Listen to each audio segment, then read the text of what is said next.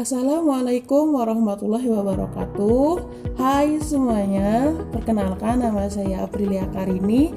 Saya dari Prodi Akuntansi Syariah kelas C, Universitas Islam Negeri Raden Intan Lampung. Di sini kami dari kelompok 1 akan membahas mengenai pelanggaran atau standar profesional akuntan publik yang terjadi di PT Muzatek Jaya pada tahun 2004. Kemajuan ekonomi suatu negara memacu perkembangan bisnis dan mendorong munculnya pelaku bisnis baru, sehingga menimbulkan persaingan yang cukup tajam di dalam dunia bisnis. Hampir semua usaha bisnis bertujuan untuk memperoleh keuntungan yang sebesar-besarnya atau yang biasa disebut dengan profit making, agar dapat meningkatkan kesejahteraan pelaku bisnis dan memperluas jaringan usahanya. Namun terkadang untuk mencapai tujuan itu, segala upaya dan tindakan dilakukan. Walaupun pelaku bisnis harus melakukan tindakan-tindakan yang mengabaikan berbagai dimensi moral dan etika dari bisnis itu sendiri. Bisnis dapat menjadi sebuah profesi yang etis apabila ditunjang dengan menerapkan prinsip-prinsip etis untuk berbisnis. Cukup tajam di dalam dunia bisnis. Hampir semua usaha bisnis bertujuan untuk memperoleh keuntungan yang sebesar-besarnya atau yang biasa disebut dengan profit making, agar dapat meningkatkan kesejahteraan pelaku bisnis dan memperluas jaringan usahanya. Namun terkadang untuk mencapai tujuan itu, segala upaya dan tindakan dilakukan. Walaupun pelaku bisnis harus melakukan tindakan-tindakan yang mengabaikan berbagai dimensi moral dan etika dari bisnis itu sendiri. Bisnis dapat menjadi sebuah profesi yang etis apabila ditunjang dengan menerapkan prinsip-prinsip etis untuk berbisnis.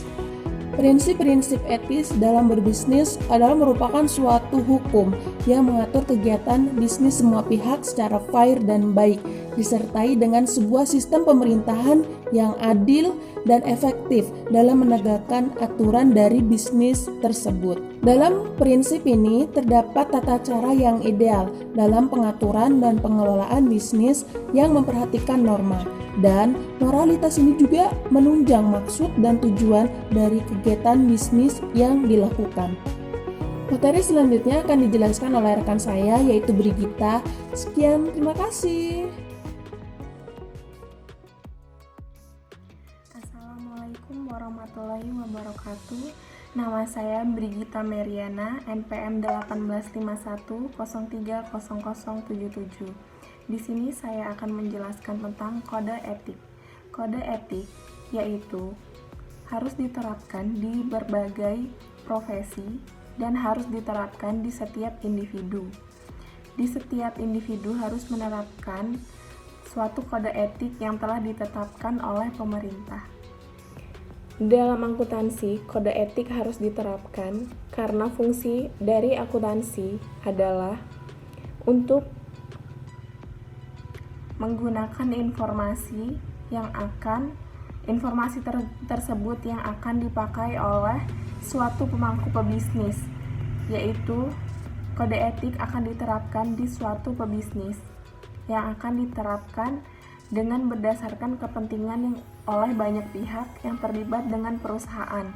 Sementara itu, kode etik harus diterapkan dalam akuntansi karena harus lebih daripada kepentingan dari perusahaan tersebut dan bukan didasarkan pada beberapa pihak tertentu. Prinsip kode etik akuntansi menurut IAI atau menurut Ikatan Akuntan Indonesia, yaitu yang pertama, tanggung jawab profesi. Dari tanggung jawab profesi ini kita harus bertanggung jawab atas semua yang telah kita lakukan untuk memberikan yang terbaik atas profesi kita. Yang kedua yaitu kepentingan publik. Kepentingan publik juga benar-benar kepentingan kita juga sebagai profesi akuntan, yaitu setiap anggota berkewajiban untuk bertindak kerangka pelayanan kepada setiap publik. Dan kita harus mempercayai kepercayaan publik dan menunjukkan komitmen kepada publik. Yang ketiga yaitu integritas.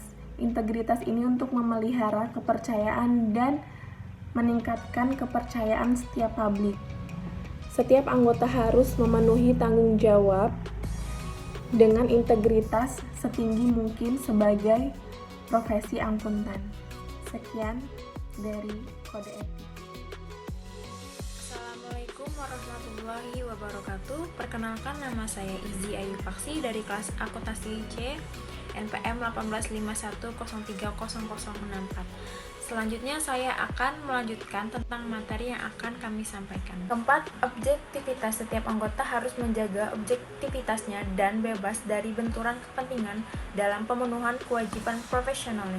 Yang kelima ialah kompetensi dan kehati-hatian profesional. Setiap anggota harus melaksanakan jasa profesionalnya dengan hati-hati, kompetensi dan ketekunan, serta mempunyai kewajiban untuk mempertahankan pengetahuan dan keterampilan profesional pada tingkat yang diperlukan untuk memastikan bahwa klien atau pemberi kerja memperoleh manfaat dari jasa profesional yang kompeten berdasarkan perkembangan praktik, legalisasi, dan teknik yang paling mutlak.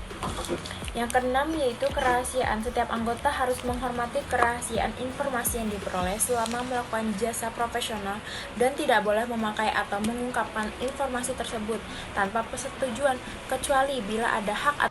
Yang ke-8, standar teknis. Setiap anggota harus melaksanakan jasa profesionalnya sesuai dengan standar teknis dan standar profesional yang relevan sesuai dengan keahliannya dan dengan berhati-hati. Anggota mempunyai kewajiban untuk melaksanakan penugasan dari penerima jasa selama penugasan tersebut sejalan dengan prinsip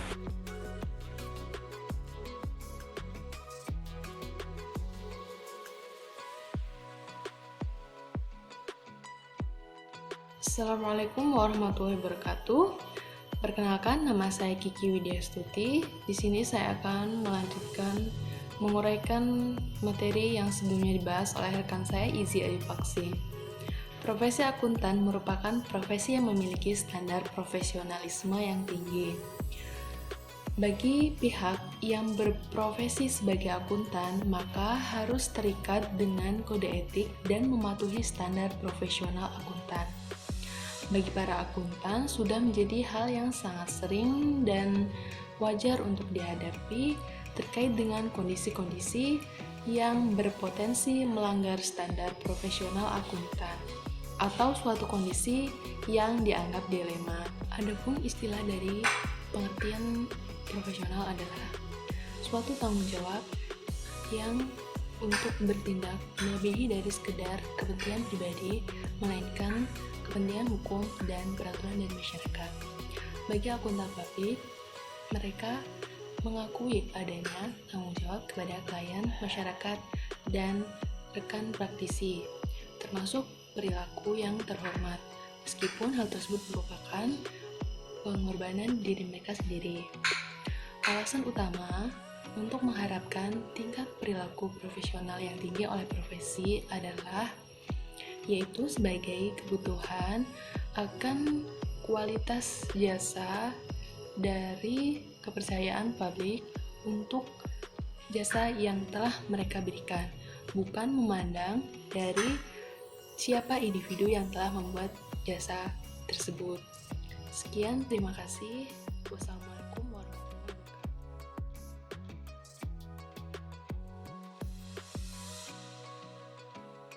Nama saya Risa Amalia Damayanti dan di sini saya akan menguraikan mengenai kasus pelanggaran profesi yang dilakukan oleh seorang akuntan publik terhadap perusahaan PT Muzatek Jaya yang terjadi pada tahun 2004.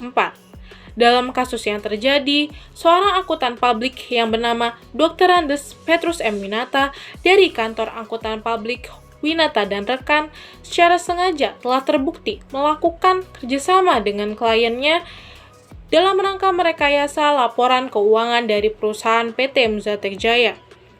Pada intinya, akuntan ini telah melakukan pelanggaran terhadap kode etik profesi akuntan, khususnya standar profesional akuntan publik, yaitu yang pertama, tidak menjunjung tinggi nilai kejujuran dan tidak bertanggung jawab atas bukti audit. Yang kedua, tidak menjunjung tinggi nilai objektivitas. Yang ketiga, tidak menjunjung tinggi nilai moralitas. Dan yang keempat, yang paling terpenting, tidak independen dan lebih memilih keuntungan pribadi. Mengetahui hal ini, Menteri Keuangan langsung memberikan sanksi berupa pembekuan izin praktik atas angkutan publik Petrus Winata dari Kantor Angkutan Publik Winata dan Rekan selama 2 tahun, terhitung sejak 15 Maret 2007. Sanksi pembekuan ini diberikan karena angkutan publik Petrus Winata telah terbukti melakukan pelanggaran atas standar profesional angkutan publik. Pelanggaran ini berkaitan dengan pelaksanaan pemeriksaan audit atas laporan keuangan dari perusahaan PT Muzatek Jaya pada tahun buku 31 Desember 2004 yang dilakukan oleh angkutan publik Petrus Winata. Berdasarkan dari kasus ini, kita dapat menyimpulkan bahwa pihak-pihak yang terlibat di dalam kasus ini adalah perusahaan PT Muzatek Jaya dan angkutan publik Petrus Winata. Perusahaan PT Muzatek Jaya telah terbukti melakukan pelanggaran moral dan juga etika di dalam berbisnis dengan melakukan suap terhadap angkutan publik Petrus Winata agar angkutan publik Petrus Winata hanya mengaudit laporan keuangan umum dari perusahaan PT Muzatek Jaya. Dengan begitu, PT Muzatek Jaya akan mendapatkan keuntungan dari kecurangan yang dilakukan ini, dan di sisi lain, angkutan publik Petrus Winata pun akan mendapatkan keuntungan karena telah melakukan pekerjaan sesuai dengan keinginan klien. Perbuatan semacam ini tentunya menciderai etika profesi angkutan dan juga dapat menimbulkan citra buruk atas profesi angkutan di mata masyarakat luas. Assalamualaikum warahmatullahi wabarakatuh. Nama saya Novita Maharani, NPM 1851030001. Kelas Akuntansi Syariah C semester 5. Selanjutnya, di sini saya akan menjelaskan mengenai kasus pada akuntan publik Petrus Winata.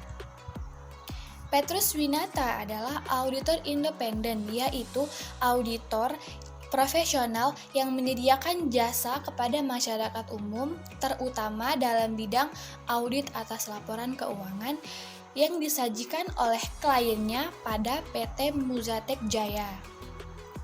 Tetapi, hal yang sangat disayangkan, akuntan publik Petrus Winata telah melakukan kecurangan terhadap pengauditan atas laporan keuangan. Maka dari itu, akuntan publik Petrus Winata harus mendapatkan sanksi hukum, yaitu berupa pembekuan izin oleh Menteri Keuangan sesuai dengan keputusan Menteri Keuangan nomor 423/KMK.06/2006 tentang jasa akuntan publik dan sanksi sosial.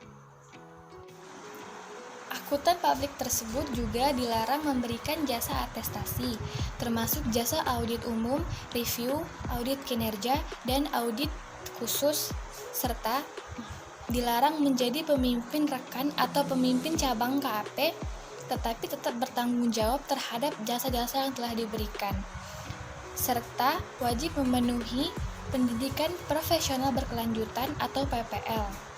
Demikianlah penjelasan yang dapat kami sampaikan. Kurang dan lebihnya kami mohon maaf. Kepada Allah kami mohon ampun. Wassalamualaikum warahmatullahi wabarakatuh.